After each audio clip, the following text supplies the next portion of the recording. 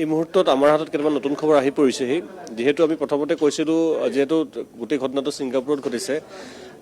কোনোবাই কৈছিল পেৰা ড্ৰাইভিং কোনোবাই কৈছিল স্কুবা ড্ৰাইভিং কিন্তু এতিয়া যিখিনি খবৰ আমাৰ হাতলৈ আহিছে তাত যিসকল আছে পেৰা ড্ৰাইভিং স্কুবা ড্ৰাইভিং এটাও নহয় পেৰাগ্লাইডিং বা স্কুবা ড্ৰাইভিং এটাও নহয় আচলতে আজি অনুষ্ঠান আছিলে সন্ধিয়া আৰু ছিংগাপুৰস্থিত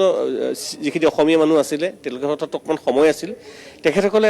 এখন নাও ভাড়া কৰি এটা আইলেণ্ড ঘূৰিবলৈ গৈছিল ফুৰিবলৈ গৈছিল তাত যেনেকৈ যাব পাৰি যায় আৰু তাতে জুবিন গাৰ্গ আছিলে আৰু কোনো মানুহ আছিলে সেই ফুৰিবলৈ যাওঁতেই এঠাইত ৰ'ব পাৰি ৰওঁতে তাত নামিব পাৰি সাঁতুৰিব পাৰি জুবিন গাৰ্গৰ কথাটো সকলোৱে জানে এতিয়া নাওখনদি গৈ আছিল আমাৰ প্ৰত্যক্ষদৰ্শীয়ে কোৱা মতে যিসকল এতিয়া হস্পিটেলত আছে যে তেওঁ পানীত নামিব বিচাৰিলে প্ৰথমতে লাইফ জেকেট পিন্ধি পেলাই তেওঁ পানীত নামি পেলাই সাঁতুৰিছে সাঁতুৰি পেলাই উঠি আহি পেলাই বিভিন্ন ধৰণৰ ধেমলীয়া কথা কৈছে তহঁতি সাঁতুৰিব নাজানো মই সাঁতুৰিব জানো মই সৰুৰ পৰা সাঁতোৰো মই এইখিনি যিখিনি তেখেতে স্বভাৱসিদ্ধভাৱে কয় তাৰপিছত আকৌ কথা বতৰা হ'ল বোটখন আকৌ চলিল আকৌ অলপ দূৰ গৈ তেনেকুৱা এটা ষ্টেচন আছে আকৌ সেইটো ষ্টেচনত তেওঁ নামি পেলাই সাঁতুৰি থাকোঁতেই দেখা পোৱা গৈছে তেখেতে মুখেৰে ফেন ওলাইছে বা তাৰপিছতেই গোটেই অসুস্থ হৈ পৰিছে গোটেই বস্তুখিনি আচলতে এতিয়া হয়তো পৰৱৰ্তী তথ্য অহালৈকেহে আমি গম পাম গোটেই কথাখিনি আচলতে তেনেকুৱা কোনো ধৰণৰ ড্ৰাইভিং নহয় কিন্তু তেওঁলোক ফুৰিব গৈছিল আচলতে